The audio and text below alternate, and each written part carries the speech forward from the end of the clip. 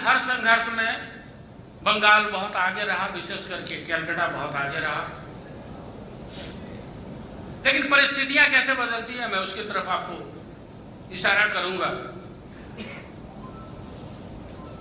Apart from being the joy of the city, Calcutta happens to be the heritage city of this country, cultural city of this country.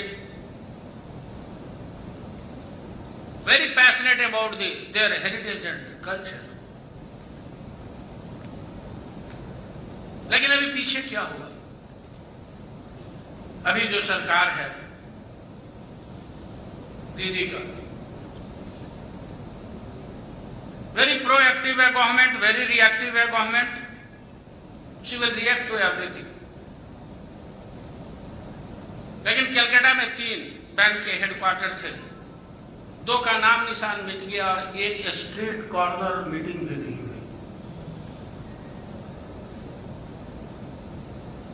तीसरे का भी वजूद मिटने वाला है, मैं आपको बता दूं जहां तक मेरी जानकारी है. और कल होकर के कलकत्ता में एक बैंक जो 1865 में कलकत्ता में जिसका हेडक्वार्टर बना, आज वो अपना वजूद खो चुका है.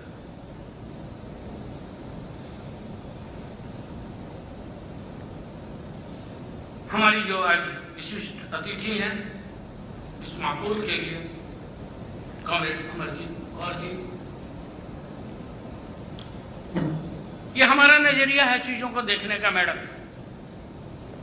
कि कैसे पॉलिटिकल पार्टीज जो ये क्लेम करती है कि वो जनता के द्वारा चुनी गई, जनता के लिए बनी सरकार है या प्रतिनिधि है, अगर उन्होंने भी अपनी जिम्मेवारी निभाई होती तो शायद यह सरकार या पीछे की सरकार इस लेवल तक नहीं जाती. जब एलपीजी आया और पहली बार जब मर्जर और एक्विजिशन के मुद्दे उठे, 2 एसोसिएट बैंक स्टेट बैंक में जब मर्ज हो रहे थे, हमारे बहुत सारे साथी ने कई पार्लियामेंटेरियन से भी मुलाकात की. शायद उस समय लोगों ने वो फॉरसाइटेडनेस नहीं दिखाया जो दिखानी चाहिए थी. उन्होंने कहा पब्लिक सेक्टर में मर्जर हो जाए तो हमको क्या ऐतराज है अगर जॉब लॉस नहीं होगा. अरे जब 2 बैंक मर्ज करेंगे, अभी उसकी शुरुआत नहीं हुई है. आज हम पानी पी पी करके सरकार को दोष दें, परिस्थितियों को दोष दें, लेकिन हमको ये देखना पड़ेगा कि as a watch dog of this nation, trade union के नुमाइंदे के रूप में हमने कहां कहां चुप कर दी.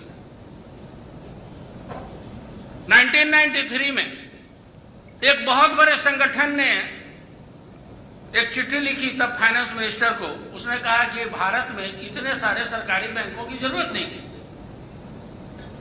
वो चिट्ठी अप्रैल में लिखी गई थी 1993 को. उस समय उस संगठन ने यह कहा कि यहां 7-8 रहना चाहिए, 7-8 से ज्यादा पब्लिक सेक्टर बैंक की जरूरत नहीं है. तो 1993 सितंबर में न्यू बैंक ऑफ इंडिया का विलय पंजाब नेशनल बैंक में. हम गवर्नमेंट को गाली दे दें, हमने क्या किया? यह इंट्रोस्पेक्शन का विषय है कि हमने अपना काम किया. आईना जब जब उठाइए पहले देखिए फिर दिखाइए. हमको जो लड़ाई लड़नी है क्या हम अपने आप को उसके लायक आज तैयार कर पाए हैं? हमको यह भी देखने की जरूरत है. बहुत बड़ा समागम है. और दोस्तों, जैसा कि कॉमरेड मनी महाराज जी ने कहा, वो दिन दूर नहीं कि इस तरह के समागम शायद ना हो पाए. इसलिए कि हम ये मान के चले हैं, every one of us thinks that the writing on, everybody reads the writing on the wall, but unfortunately they think it is not written for me, it is written for somebody else, whereas it is written for everybody. आज बैंकों का merger हुआ, amalgamation हुआ, अभी mega merger की तैयारी हो चुकी है. और भाई मनीवाणा जी, मैं एक चीज आपको जरूर बताऊंगा, मैं आपके बगल में बैठा होता तो उस प्रेस रिपोर्टर को जरूर जवाब देता। पहले की सरकार और इस सरकार में अंतर यही है, यह सरकार एक बार फैसला लेके कभी पीछे नहीं लौटी। अब क्या करके देखिए, मैं उसकी मेरिट में नहीं जाता, लेकिन किसान आंदोलन में क्या हुआ, आज हमारे उतने किसान उतने रोड पे पड़े हुए हैं, बहुत विकट परिस्थिति में सरकार हिलने को तैयार नहीं, बात बाकी चीजों को छोड़ दी। मुझे याद है कि बचपन में कभी क्रिकेट खेलते समय अगर फुल टॉस पे भी आउट हो गए तो हम ये बोलते थे वो बॉल हवा में स्विंग कर गया, मतलब उस समय अपने अपोनेंट को ही क्रेडिट देते थे। हम ये मानने के लिए तैयार नहीं थे कि प्रभास we could not read the swing of the ball, where the ball is swinging.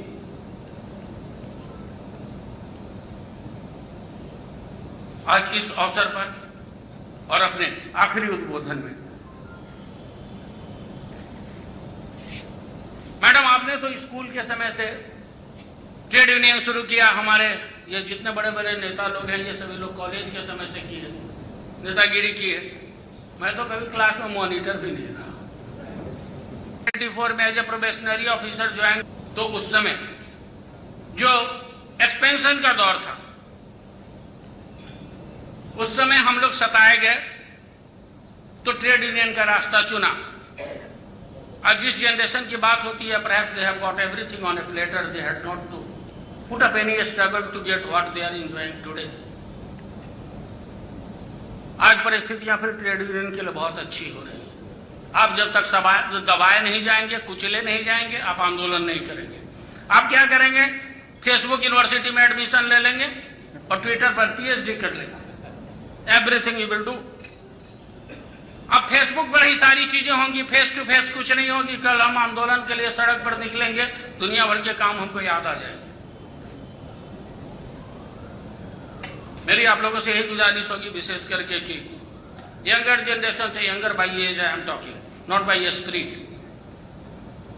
Younger to be younger by age and to be younger by spirit, that has got the vast difference.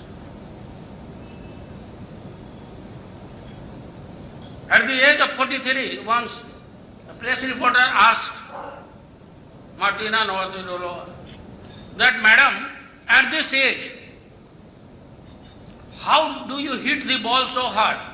Her reply was, "God doesn't know my age. God doesn't know my age." So, younger by the spirit, younger by the quest of fighting, younger by the urge to resist any encroachment upon the right. My message will be for such generation that now you are standing to a position where do and die situation has come for you, now or never. हम 27 से 11 हुए, 11 से 4 हो जाएंगे। कुंभ में बिछड़े हुए भाई के जैसा 12 साल के बाद कभी आमना सामना होगा, तब वो एजीबी नहीं होगा, ये 3 साल के बाद ट्राइनियल नहीं होगा। अगर होगा भी तो वर्चुअल प्लेटफॉर्म पे होगा। इस कोविड ने हमको वर्चुअल प्लेटफॉर्म पे बहुत सारा चीज सिखा दिया। Today we are talking of 5 days banking, we are fighting for that also. On the very wrong side. Still I remember. हमको जनधन योजना के अंदर जो टारगेट थे, हमको आपको लगेगा प्रोग्रेस हो रहा है। Most of the beneficiary are the finance companies run by the auto sector only, the major manufacturer. और हम क्या कर रहे हैं, वो डायरेक्ट बेनिफिट हमको देना। Yes, we are the public sector, we have to serve the people, but when we are serving the people that should be taken into the monetary term. अगर हम गवर्नमेंट की नीतियों